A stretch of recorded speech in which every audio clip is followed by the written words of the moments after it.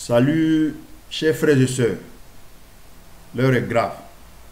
L'heure est grave et triste. Des irresponsables, des méchants, des égoïstes et des menteurs. Des responsables politiques ont appelé des jeunes Ivoiriens à descendre dans les rues, à se manifester, pour motif que le président Alassane Ouattara prétend briguer un autre mandat. Je ne vais pas rentrer dans des débats juridiques. J'ai dit que je ne suis pas juriste et je n'ai fait aucune étude en droit. Mais des juristes auront l'occasion, la commission électorale indépendante notamment et la Cour constitutionnelle auront l'occasion de juger cette candidature-là. Mais avant, parlons de ces irresponsables qui appellent nos frères et sœurs à descendre dans les rues.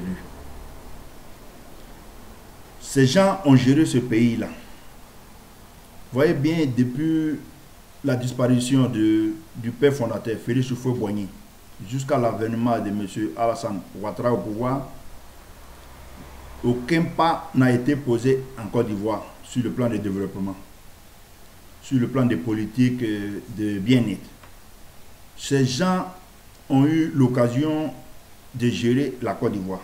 Ils n'ont posé aucun acte. Je vais commencer par le président Arikona Bédié, qui n'avait aucune notion de gestion de la chose publique, qui n'avait appris rien auprès du père fondateur Félix Houphouët-Boigny, qui simplement ou uniquement avait que cette politique identitaire, cette politique ivoiritaire à présenter aux Ivoiriens. Et nous avons vu jusqu'où les Ivoiriens, jusqu'où cette politique-là a mené la Côte d'Ivoire. Beaucoup de dérives ont été causées sous son régime, mais je vais m'attarder sur la disparition des 18 milliards alloués au système de santé ou au secteur de santé en Côte d'Ivoire. Des 18 milliards qui se sont évaporés. Aucune enquête n'a été menée, aucun responsable désigné, et on continue comme ça dans la précarité de la gestion et dans la souffrance du peuple ivoirien, quand on savait très bien quel visage, le visage que présentait le système sanitaire en Côte d'Ivoire. C'est bien naturellement qu'en 1999, le coup d'État du général Gueye a été salutaire et légitime. Nous avons vu la fête que les Ivoiriens ont eu à faire pour un coup d'État. C'est vrai, dans le fond, le coup d'État était un acte à bannir, n'est pas un acte à saluer, mais dans la forme, je crois que ce coup d'État a été salutaire, parce que ce régime moribond du président Arikona Bédié ne savait pas où aller, ne savait pas comment gérer les choses de l'État. Donc nous en arrivons à la gestion du général Gueye, qui a été un éclair noir dans le ciel ivoirien.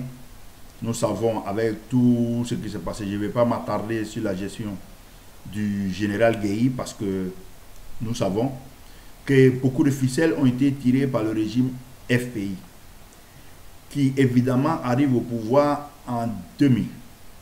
Et en 2000, le roi Gbagbo même a eu à le dire, qu'il est arrivé à la tête de l'État dans des conditions très calamiteuses.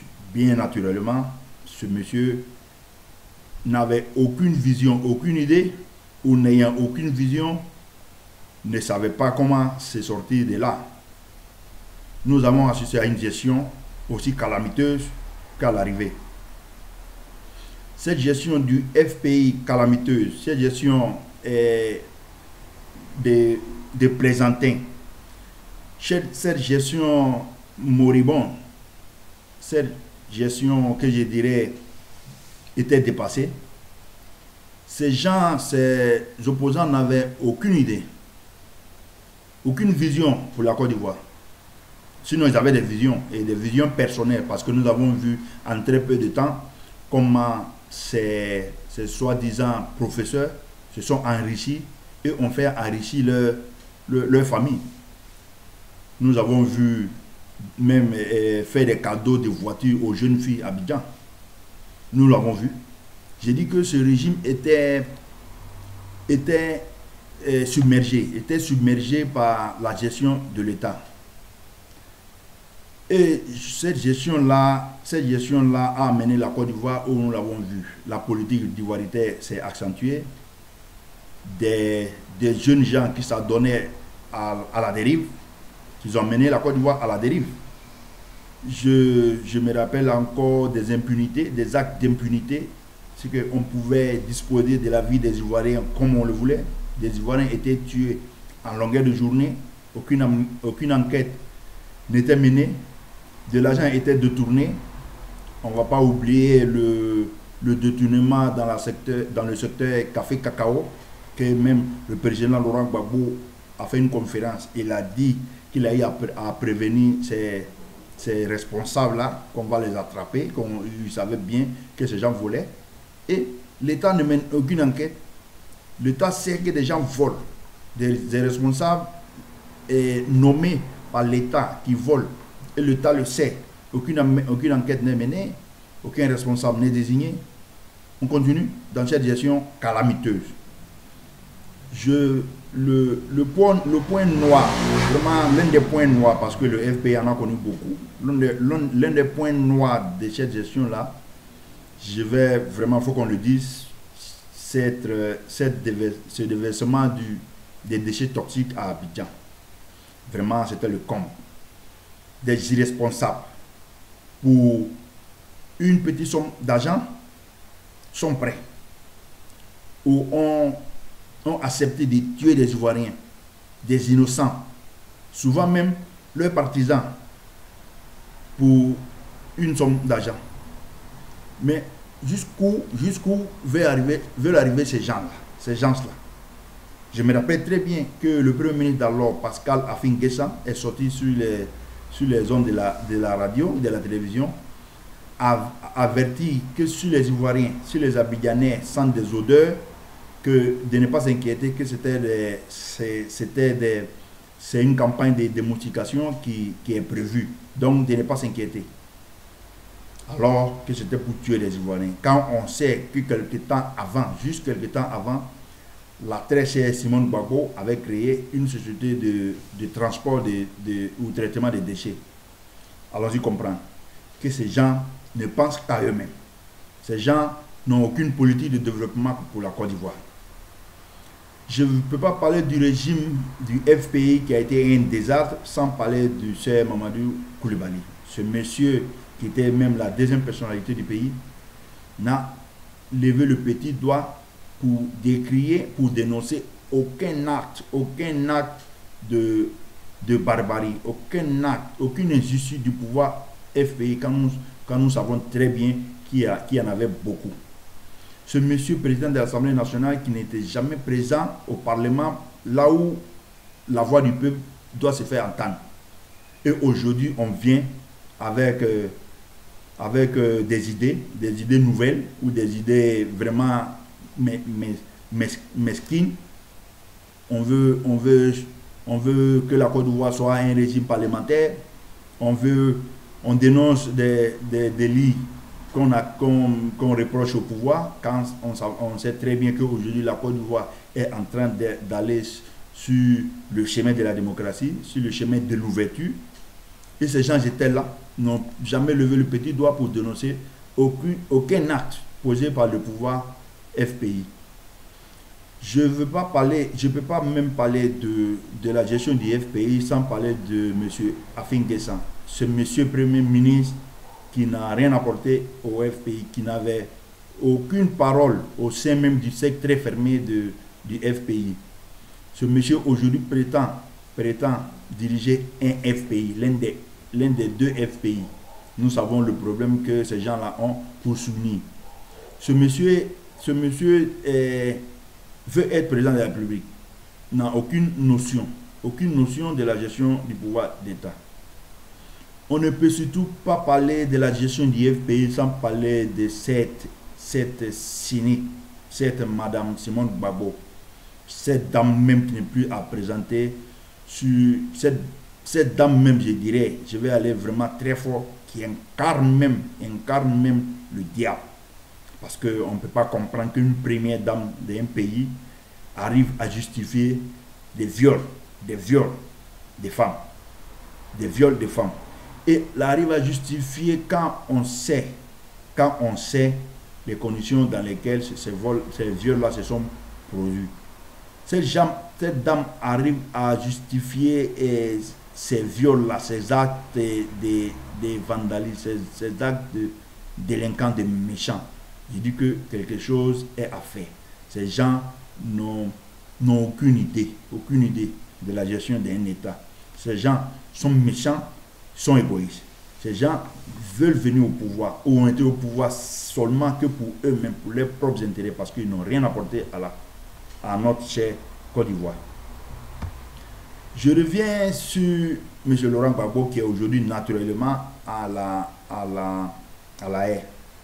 À la haie, c'est vrai, on nous dira qu'elle a été acquittée, on nous dira, et nous qui étions en Côte d'Ivoire, nous savions. Nous savons que ce monsieur-là est responsable de quelque chose.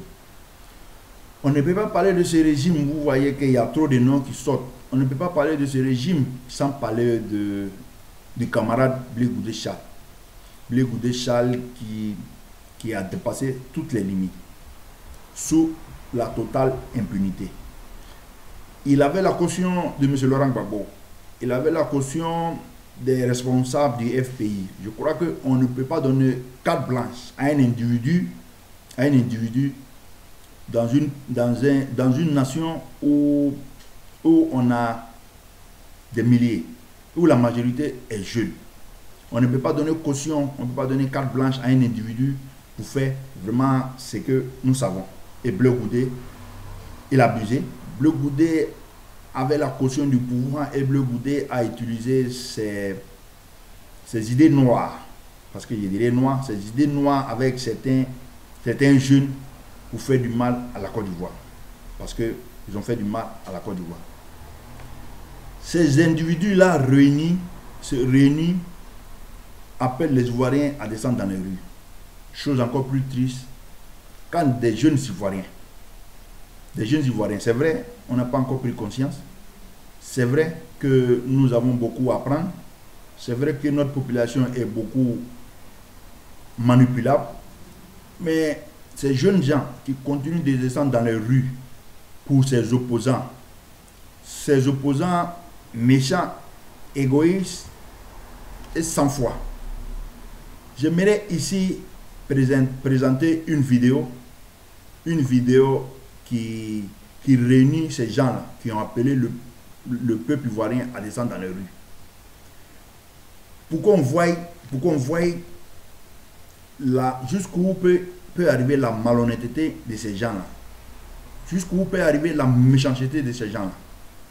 J'ai une vidéo que je vais présenter. Attendez s'il vous plaît. Candidature d'ado.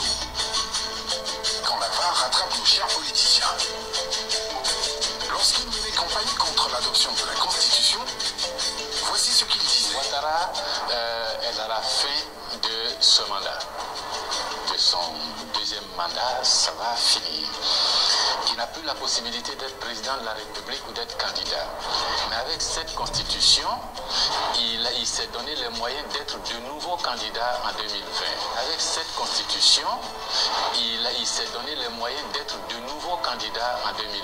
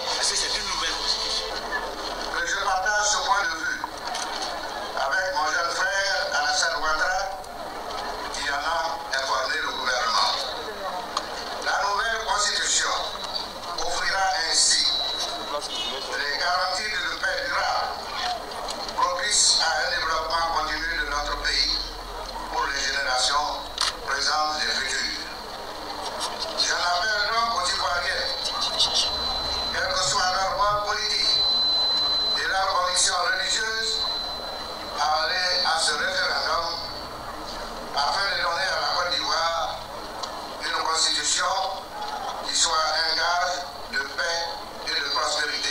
Vive le rassemblement des oufouettistes pour la démocratie et la paix. Vive le RHDPU. Et je vous remercie de votre attention.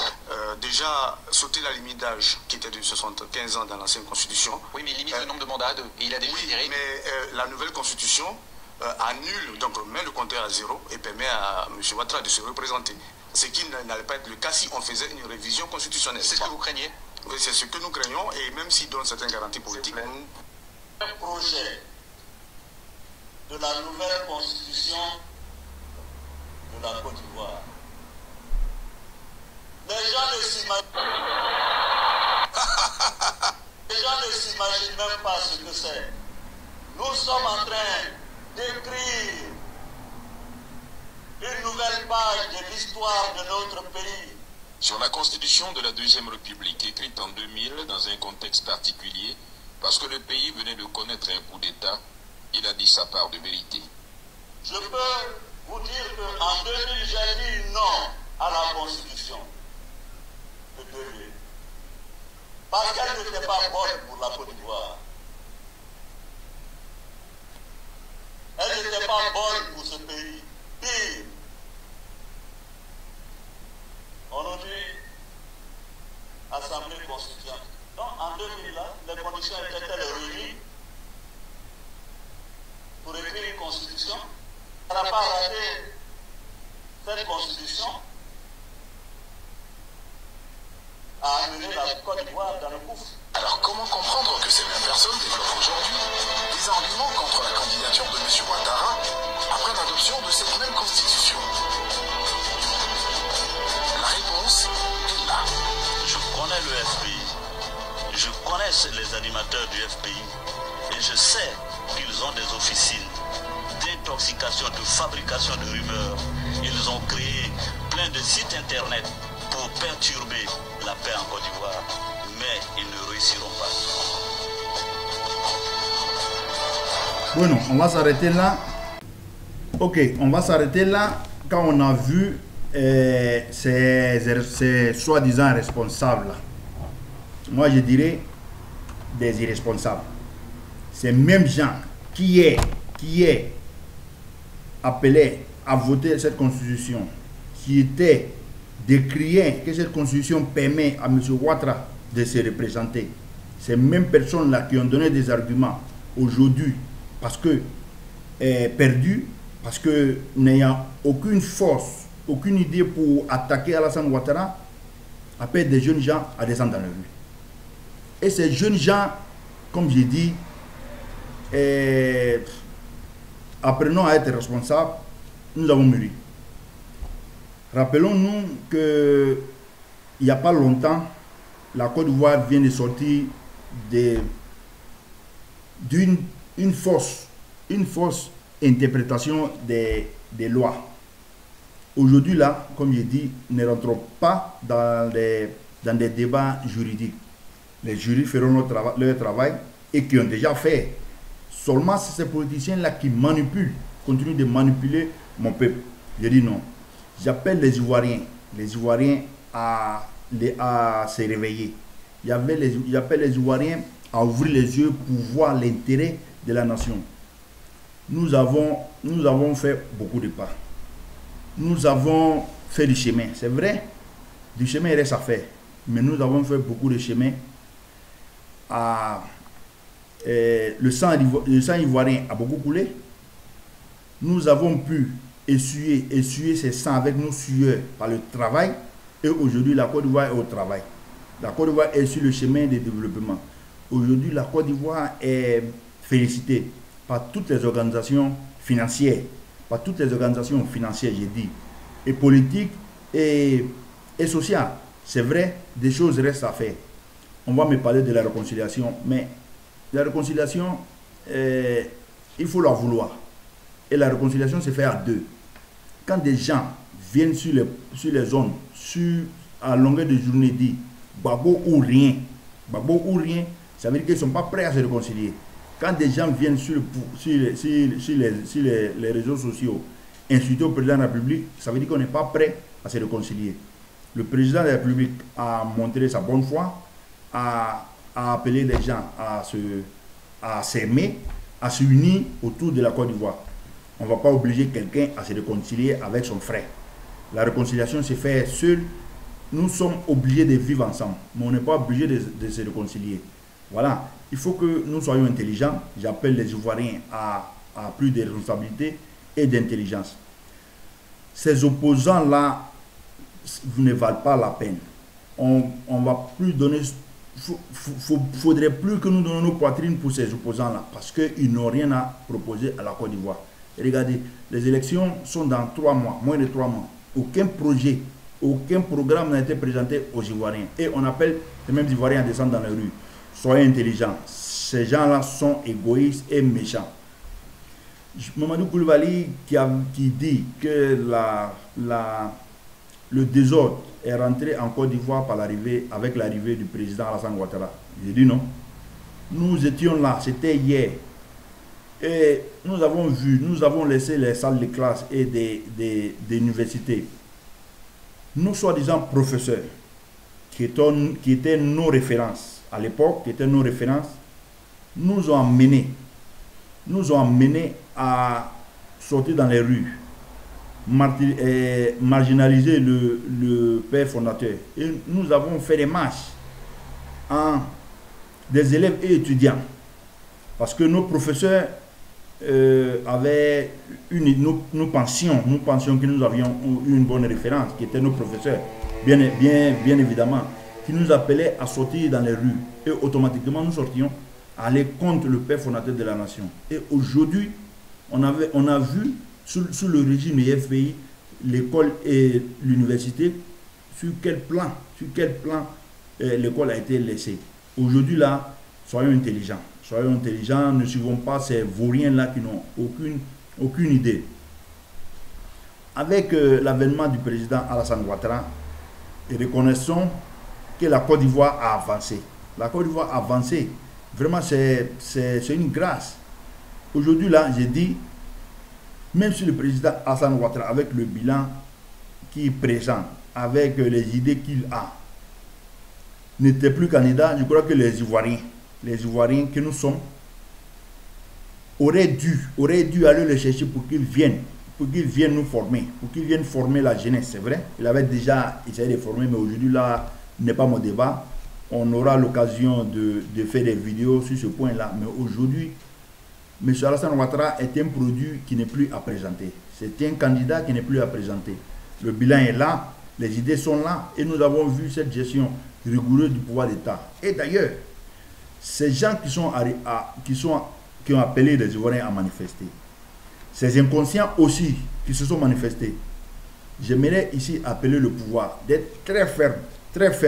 C'est parce que ces actes continuent, parce que toujours on les arrête et après on dit par la grâce, non, le président avait la grâce et aucun responsable n'est arrêté. Aujourd'hui, il faut apprendre à juger les gens, il faut apprendre à arrêter les gens, il faut apprendre à taper sur la table. On encourage le gouvernement à aller jusqu'au bout, à mener une enquête et à arrêter tous les commanditaires de ces actes de vandalisme, parce que nous sommes fatigués. Et aujourd'hui, ces actes se répètent parce qu'il n'y a jamais eu d'arrêté. On les arrête, 2 jours après, on dit non, c'est des pouvoirs politiques, c'est des prisonniers politiques et on les libère. Aujourd'hui, là, c'est des bandits, c'est des voyous. Il faut les arrêter et les incarcérer en fonction de la loi. Aujourd'hui, là, le pouvoir doit taper très fort, très fort. Je crois que l'impunité en Côte d'Ivoire, c'est fini.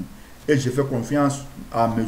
Ouattara, qui doit taper très fort et arrêter autant de grâce. Chaque fête d'indépendance, c'est vrai, on a des prisonniers qui méritent la grâce. Mais tous ceux qui s'adonnent à ces actes-là doivent respecter leur période de prison. Il faut que ces gens-là sachent que la Côte d'Ivoire est un pays de droit, que ces gens-là aillent répondre de leurs actes. Je parle de ceux qui sont sortis et ces opposants qui ont appelé le peuple à manifester. je ne vais pas finir cette vidéo sans parler des Ivoiriens en Europe. Là encore, c'est triste. Vous voyez bien, des jeunes gens qui ont laissé les familles. Et nous savons comment certains arrivent ici en Europe. Des jeunes gens, surtout en France, qui à longueur de journée sont en train de manifester. À longueur de journée sont en train d'appeler des frères à manifester. Vous ne travaillez pas ou quoi? Ils ne travaillent pas? Parce que moi, je suis en Europe. Je travaille. Je n'ai même pas le temps, même souvent, pour appeler mes parents. Ce n'est pas une manifestation que je vais aller. Je crois que, soyons sérieux, ces gens qui sont en Europe, surtout en France, vraiment, j'insiste là-dessus parce qu'en France, chaque jour, il y a des manifestations pour ci ou pour ça. Pour un oui, on fait des manifestations. Pour un non, on fait des manifestations. Je vais en profiter ici pour rendre un hommage très fort à tous mes frères ivoiriens qui sont en Europe, surtout en France, qui vaquent à leurs occupations, qui n'ont même pas le temps d'aller assister à ces manifestations. Une fois, quelquefois dans l'année, pour une fête d'indépendance, pour une campagne, pour une élection, on peut prendre le temps de ne pas aller au travail ou de demander permission. On peut prendre le temps d'aller à des manifestations, mais des manifestations se font à Paris à longueur de journée. Même des manifestations qui ne se font pas à Abidjan, tout le temps sont en train d'être faites à Abidjan. Je dis non. Je dis non parce que apprenons à travailler, apprenons à donner une bonne image de notre pays. En France, vraiment j'insiste là-dessus parce qu'en France, à longueur de journée, de voir des manifestations pour un non, des individus qui n'ont aucune idée, se lèvent, mettent des barricades quelque part, mettent 4 chaises là, et c'est une manifestation. Et des Ivoiriens qui ont quitté les parents pour venir se chercher en Europe, sont là-bas tout le temps. Cela m'amène à penser et à croire, je crois que je me trompe, je vais me tromper. Cela m'amène à croire ou à penser que ces Ivoiriens-là qui sont en France ne font rien. Ils sont là en train de bénéficier de cette situation d'exilés politiques. Je crois que le président Alassane Ouattara a montré sa bonne foi, a ouvert les portes de la Côte d'Ivoire et ses bras.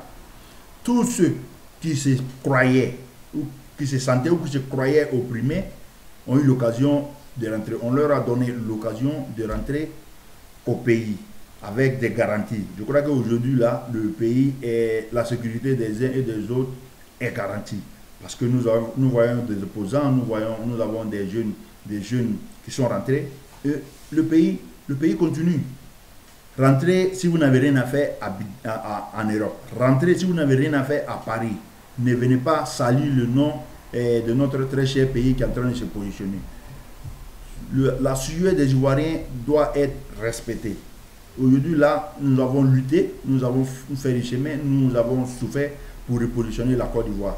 Vraiment grâce à la politique très, très ouverte et très visionnaire du président Alassane Ouattara. Je ne vais pas finir ce message sans parler d'un certain commandant Fofana, qui serait un proche de Guillaume Soro. À Guillaume Soro, je reviendrai. Vous avez vu que je n'ai pas eu à parler de lui, mais je reviens. Ce commandant Fofana, avec les treillis de l'armée ivoirienne, vraiment appelle des jeunes Ivoiriens à se manifester, des Ivoiriens à se lever. Je crois qu'il faut respecter la Côte d'Ivoire.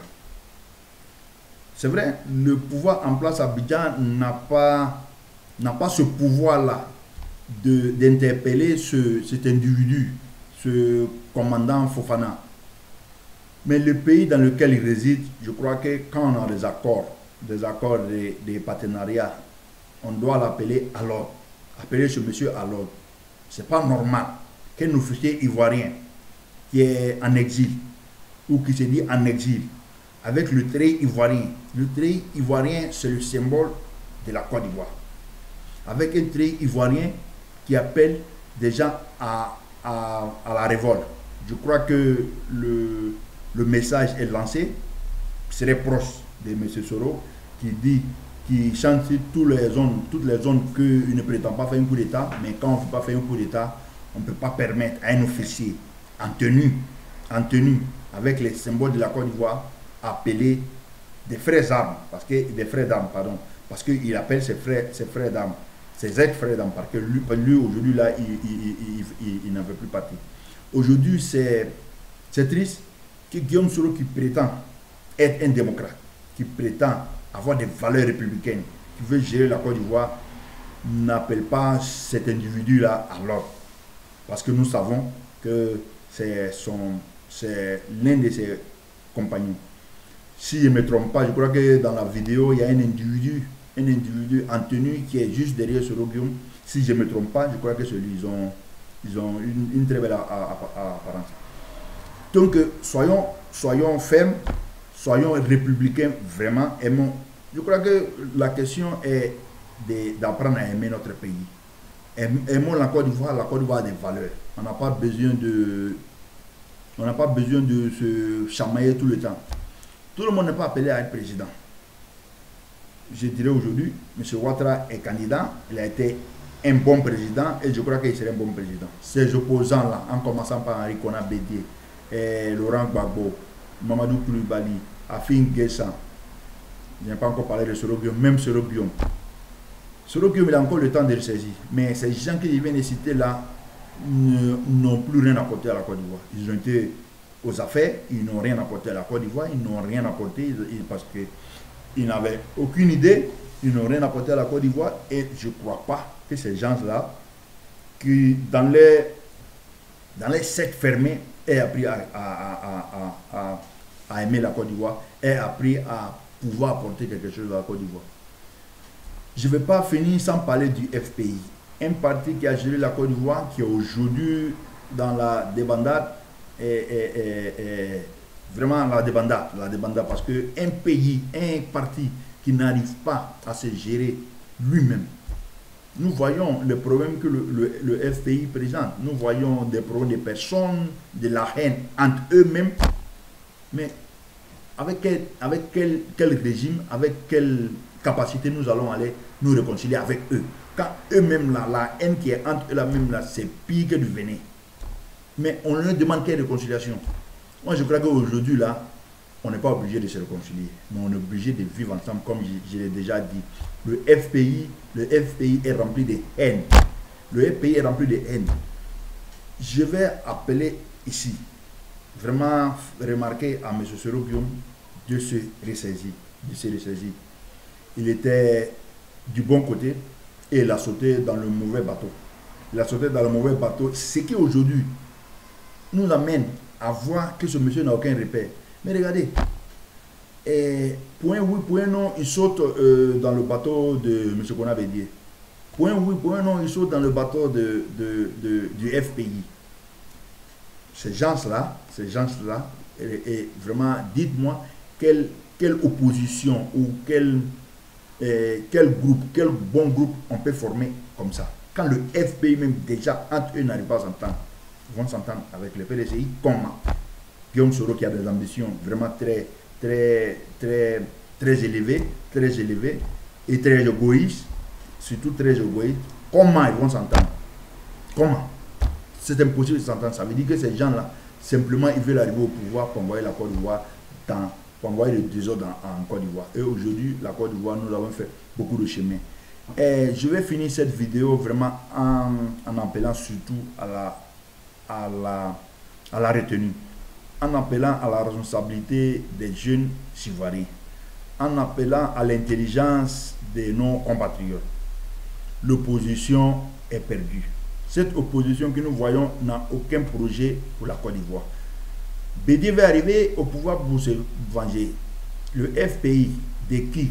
De Laurent Gbagbo. Bon non. Le FPI de qui? De Afin Guessa. De qui? De Mme Laurent Gbagbo. De qui? De Assoa Adou. Le FPI, nous ne savons même pas à quel FPI il faut se diriger. Mais comment ces gens-là peuvent arriver à gérer la Côte d'Ivoire? Je crois que c'est impossible. Aujourd'hui, on voit un certain Mamadou Koulibaly, que rappelons-nous, a eu affaire avec les 100 millions alloués à chaque candidat pour la campagne. Donc ce monsieur-là, il ne peut rien nous apporter. qui a même été la deuxième personnalité du pays. Je l'ai dit encore. Guillaume Soro, je crois qu'il faut qu'il arrive à mesurer, à cadrer ses ambitions. C'est vrai, chacun de nous a des ambitions personnelles. Mais l'ambition collective doit être la boussole. Quand on met ses ambitions personnelles au-dessus de l'intérêt public, de l'intérêt collectif, ça devient un problème. Il a encore le temps, il est très jeune, il a encore le temps de se ressaisir. Moi, on m'appelle à la porte, j'ai dit aujourd'hui, je profite de cette occasion pour dire merci, et vive la Côte d'Ivoire et vive aux Ivoiriens. Vive la Côte d'Ivoire et vive aux Ivoiriens.